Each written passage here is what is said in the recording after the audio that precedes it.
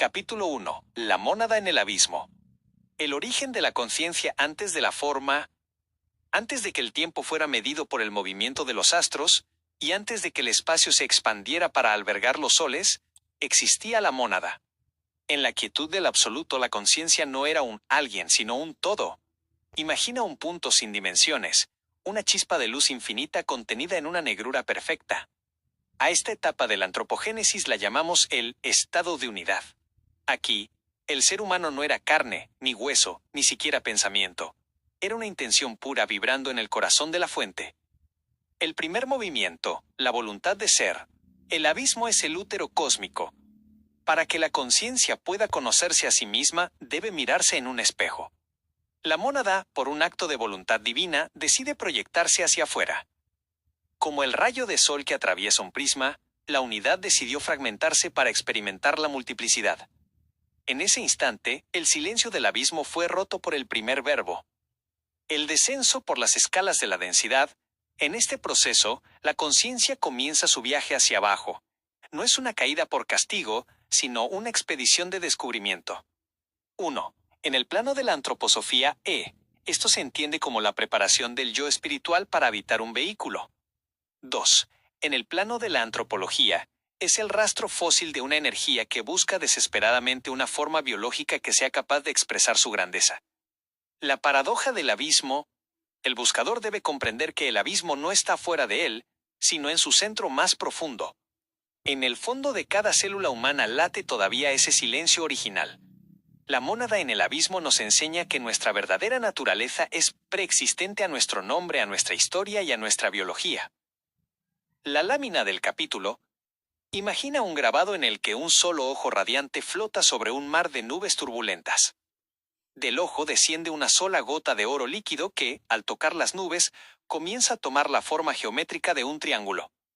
Inscripción en la base. Quien desee comprender el final de la humanidad, debe primero atreverse a mirar el vacío de donde surgió, pues en la nada absoluta reside el todo potencial.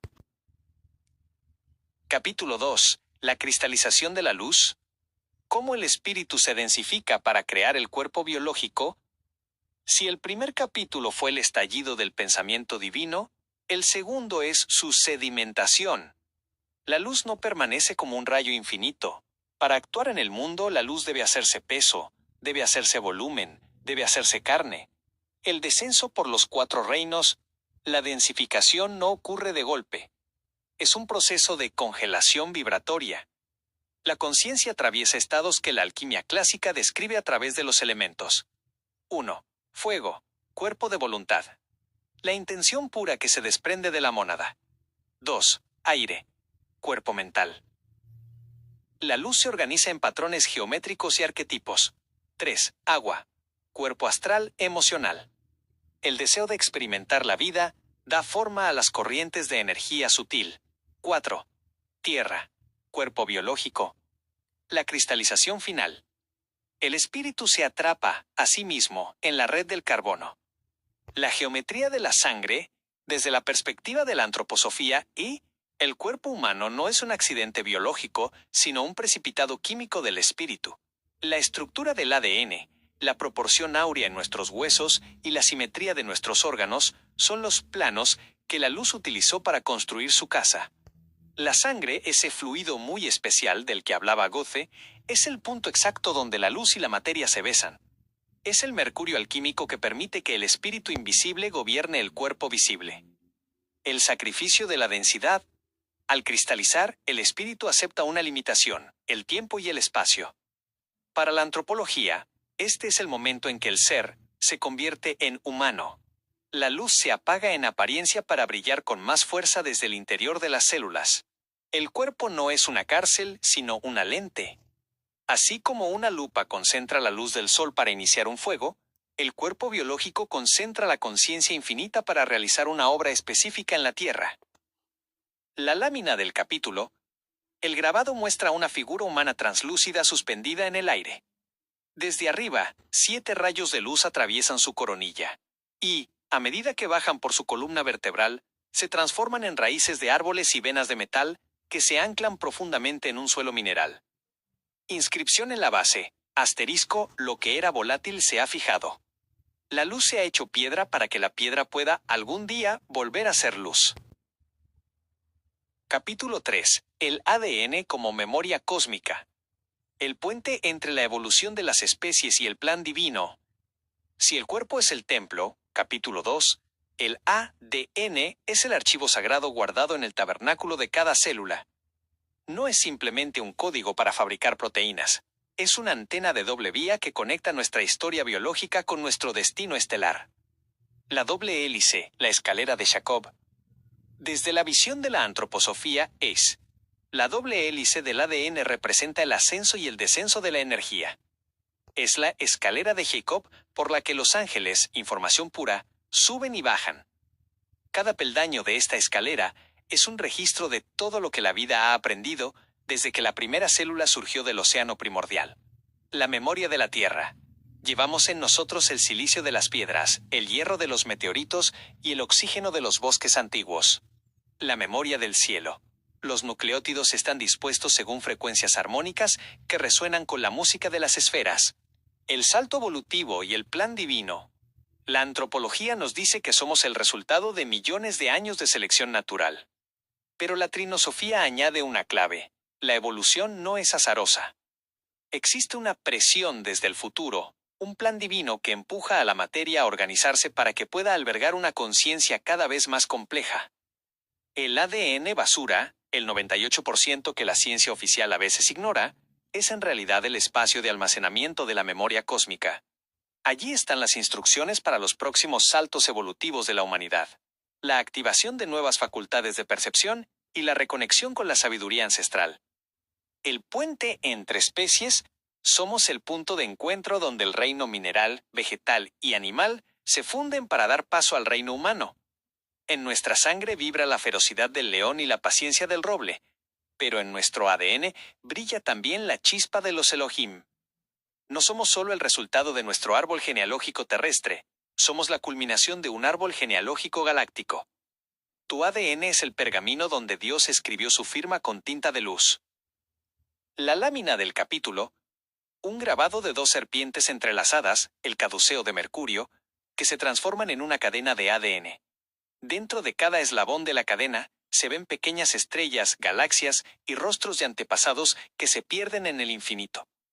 Inscripción en la base, asterisco. En el pequeño hilo de la vida está escrita la historia de los soles. Quien se conoce a sí mismo en su sangre, conoce el universo entero. Capítulo 4. Los 7 planos del olvido. ¿Por qué el ser humano pierde el recuerdo de su origen al nacer? Si el ADN es el registro de todo lo que somos, capítulo 3, surge la gran pregunta: ¿por qué no lo recordamos? Al cruzar el umbral del nacimiento, el alma atraviesa 7 aduanas o densidades. En cada una, deja una prenda de su luz y recibe una venda de sombra. El velo del Leteo, el olvido necesario. En la antigua tradición hermética, se hablaba del río Leteo, cuyas aguas borraban la memoria. Desde la antroposofía Ein, entendemos que este olvido no es una tragedia, sino una protección.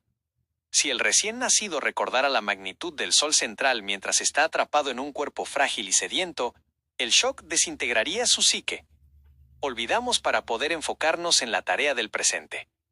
Los 7 velos de la densidad. Cada plano del olvido corresponde a una limitación que la conciencia acepta al entrar en el mundo de la antropología física. 1. El velo de la unidad. Se pierde la noción de que todos somos uno. Aparece el yo contra el otro. 2. El velo del tiempo. La eternidad se fragmenta en pasado, presente y futuro. 3. El velo del espacio. Lo que estaba en todas partes ahora solo está aquí. 4. El velo del deseo. La plenitud se cambia por la carencia y el hambre. 5. El velo de la dualidad. La verdad se divide en bien y mal, luz y sombra. 6. El velo de la palabra. El conocimiento directo se pierde y debe ser traducido a lenguajes limitados. 7. El velo de la carne. El espíritu se identifica tanto con el cuerpo que cree que morirá cuando éste deje de respirar. La función del olvido en la evolución. Para que la libertad humana sea real, el hombre no puede actuar por instrucciones del cielo. Debe descubrir la verdad por su propio esfuerzo. El olvido crea un espacio en blanco donde el ser humano puede escribir su propia historia. La antropología estudia al hombre que camina a ciegas, pero la trinosofía le entrega la linterna para recordar. Nacer es morir al mundo de la luz, morir es despertar en el mundo del recuerdo. El olvido es el sueño necesario para que el alma pueda soñar que es humana. La lámina del capítulo, un grabado muestra a un viajero cruzando 7 arcos sucesivos. En cada arco, un ángel severo le quita una joya de su corona. Al pasar el último arco, el viajero entra en una habitación oscura donde hay una cuna, pero en la pared, su sombra aún conserva la corona que ya no lleva puesta.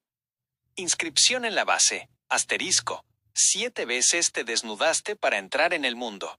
7 veces te vestirás de luz para salir de él. El recuerdo no es algo que se adquiere, es algo que se recupera.